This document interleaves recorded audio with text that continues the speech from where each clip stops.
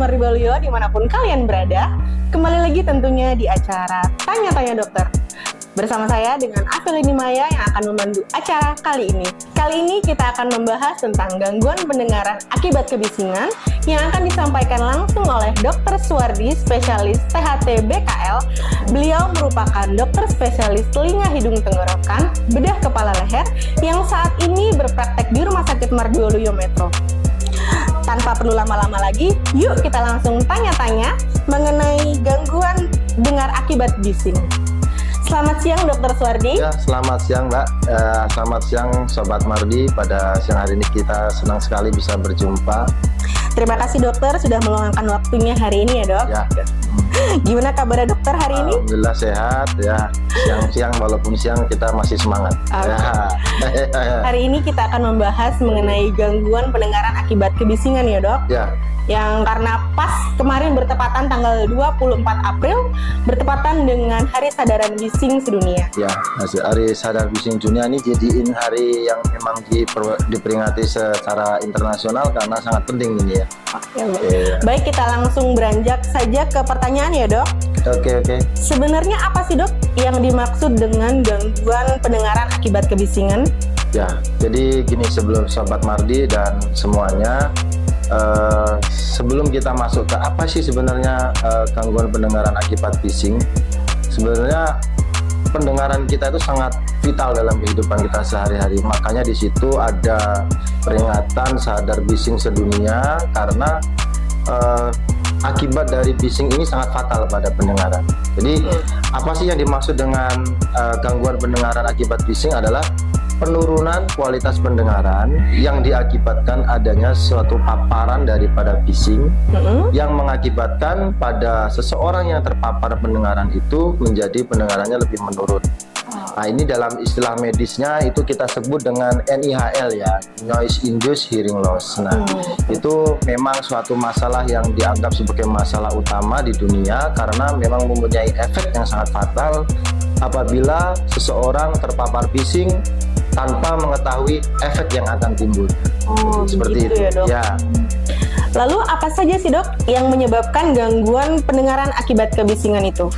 Ya, kalau kita ditanya apa penyebabnya, jelas gangguan pendengaran akibat kebisingan itu adalah suatu gangguan yang terpapar oleh bising. Nah, dalam kehidupan sehari-hari itu kita semua pasti akan menemukan suatu paparan bising. Nah, bagaimana kita memahami kira-kira paparan bising ini berbahaya tidak kepada pendengaran kita. Nah, itu penyebabnya ya hanya karena paparan bising. Jadi nanti kalau ada paparan bising di situ akan saat suara itu masuk ke dalam telinga kita, itu kan proses mendengar itu dia bisa melalui dari hantaran udara dan hantaran tulang. Nah, hantaran udaranya itu dia biasanya bisa masuk ke dalam lubang telinga, kemudian dia akan menggetarkan gendang telinga bergetar, nanti akan menggerakkan tulang-tulang pendengaran. Dengan tulang-tulang pendengaran itu bergerak, nanti di situ ada suatu tabung yang disebut dengan rumah siput. Nah, di dalam rumah siput itu ada namanya sel-sel rambut. Nah, pada saat paparan bising yang terlalu tinggi, nah misalnya di atas 85 desibel seperti suara knalpot, sirine, atau suatu tembakan, nah itu akan mengakibatkan perubahan sel, akan mengakibatkan sel-sel rambut yang di dalam koklea atau di dalam rumah siput itu mengalami kerusakan.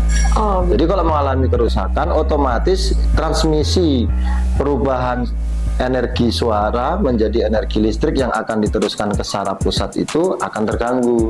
Jadi secara penyebabnya adalah bising. Bagaimana bising itu menyebabkan gangguan pendengaran? Salah satu simpelnya adalah seperti itu kronologisnya. Jadi karena normalnya kita mendengar itu ada suara masuk, bisa menggetarkan tulang kita langsung, atau dia masuk ke lubang telinga melalui mekanisme yang saya sebutkan tadi. Dan apabila terlalu bising, otomatis sel rambut yang di dalam rumah siput itu akan rusak. Dan yang bahaya apa? Fatalnya lagi, karena sel rambut yang di dalam rumah siput itu atau disebut dengan inner hair cell atau outer hair cell itu dia tidak bisa regenerasi. Kalau dia rusak ya sudah, dia permanen, dia tidak bisa memperbaiki diri lagi gitu. Nah, nanti tergantung jumlah paparannya yang mana yang banyak. yang mengakibatkan kerusakan. Nah, kalau banyak yang rusak, dia otomatis gangguan pendengaran.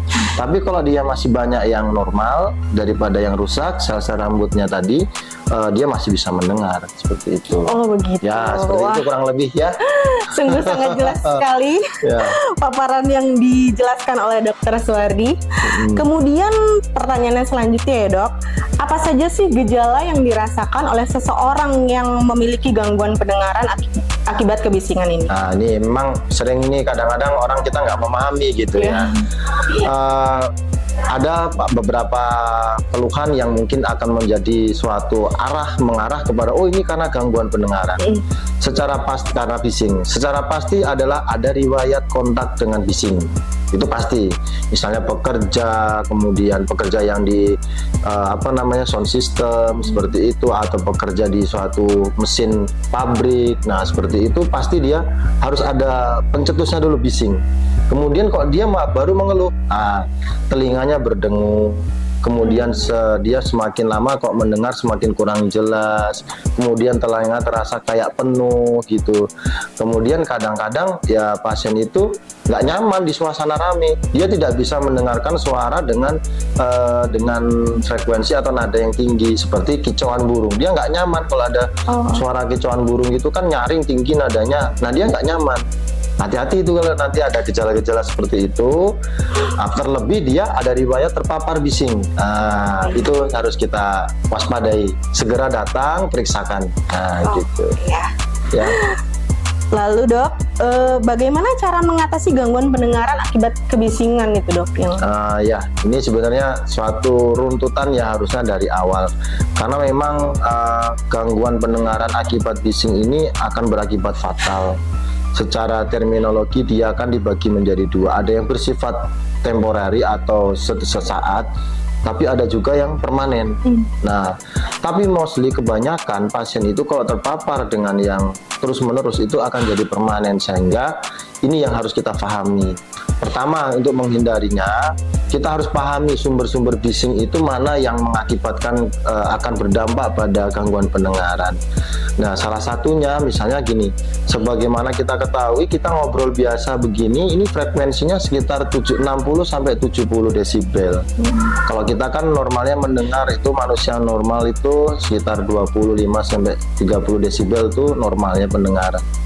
Tapi kalau kita berbicara seperti ini 70, sudah 70. Berarti kalau lebih keras dari ini itu berarti di atas 70. Dan ambang batas pendengaran yang masih diterima oleh sel-sel rambut kita yang direkomendasikan oleh bagian neurootologi, bagian saraf pendengaran itu adalah 85 desibel. Artinya kalau di atas ke suara di kita ini lebih 85 desibel itu berarti resiko membuat gangguan pendengaran akibat bising. Contohnya misalnya penggunaan headset, atau kita mendengarkan musik dengan di HP dengan volume full menggunakan headset. Sudah volume di HP full, tambah dengan headset, itu udah pasti akan mengakibatkan suatu noise induced hearing loss atau gangguan pendengaran karena bising. Nah, cara menghindarinya itu pertama sudah kita tahuin dulu. Nah, kemudian kalau memang sudah muncul gejala seperti itu, segera jauhin. Segera menganalisis kalau ada suara yang bising terlalu keras harus menjauh. Atau menggunakan alat pelindung. Jadi penggunaan APD.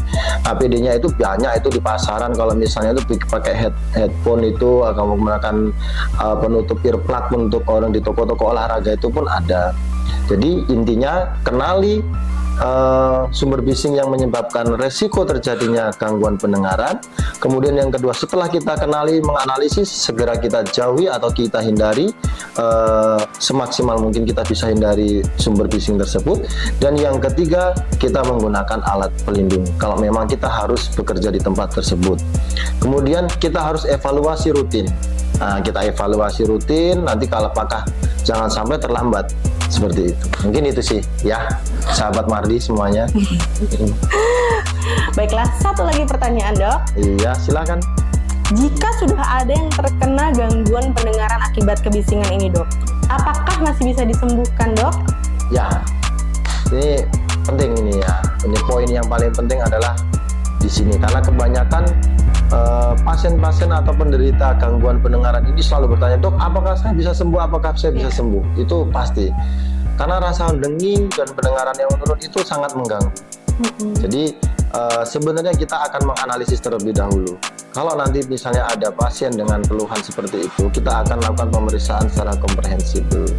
Salah satunya ya pemeriksaan telinga, hidung, tenggorok secara keseluruhan. Kemudian yang paling pokok kita akan pemeriksaan audiometri namanya, di mana audiometri itu akan kita merekam fungsi pendengaran. Kalau ternyata fungsi pendengaran dari hasil audiometri atau kemudian ada satu lagi penunjang yang lain adalah dilakukan otoakustik emission atau direkam sel-sel rambut dalamnya itu seperti apa. Kalau kita temukan penurunan yang sangat berat, misalnya takiknya itu atau gelombang takiknya itu sangat tinggi, sangat berat ya, lebih dari 70 desibel, itu kemungkinan besar kerusakan di sel rambut dalamnya sudah bersifat permanen. Dan itu mohon maaf untuk pasien-pasien yang sudah didiagnosis dengan kebisingan gangguan pendengaran akibat bising, kalau ditanya apakah bisa sembuh untuk normal pendengarannya, kalau seperti itu sudah ada takik yang sangat dalam, kemudian frekuensi yang sudah sangat tinggi, ada sampai 70-80 desibel, dan kemudian nanti pemeriksaan sel-sel rambutnya sudah river istilah kita ya, bukan pas, artinya sudah terusak, itu akan normalnya sudah tidak bisa lagi. Nah, dan itu juga biasanya harus kita kenali juga begini, Mbak Maya ya, Mbak Maya, maaf sampai lupa, mohon maaf ini Sobat Mardi, karena Mbak Maya ini saking cantiknya jadi saya grogi ya. Jadi kalau kita akan menganalisa juga kira-kira sumber bisingnya apa. Kalau misalnya penggunaan misalnya handphone, headset, itu mungkin dia frekuensinya tidak terlalu tinggi. Itu kemungkinan sih bisa temporari, dia bisa balik. Tapi kalau penggunaan mendadak kena tembakan, suara tembakan dar atau letupan bom seperti itu, atau suara yang sangat kencang mendadak, itu biasanya kerusakannya banyak. Kalau begitu dia berdengung langsung budek, langsung pendengarnya turun, itu agak sulit itu untuk sembuh. Jadi begitu ya, Dok. Ya. Baik, jadi sahabat Mardi Waluyo, jika kalian mengalami gejala-gejala seperti yang sudah dijelaskan tadi oleh Dr. Suwardi, segera periksakan langsung pada ahlinya. Di Rumah Sakit Mardi Waluyo tersedia klinik telinga, hidung, tenggorokan yang dilayani oleh Dr. Suwardi, spesialis THT BKL, pada hari Senin, Jumat, dan Sabtu pukul 9 sampai dengan 13 waktu Indonesia Barat, serta hari Selasa dan Kamis pukul 13 sampai pukul 15 waktu Indonesia Barat. Terima kasih Dr. Suwardi yang sudah meluangkan waktunya untuk bisa hadir di Tanya-Tanya Dokter hari ini. Selamat melayani ya, Dok. Sip, mantap. Sampai jumpa sahabat Mardi Waluyo. Sampai jumpa.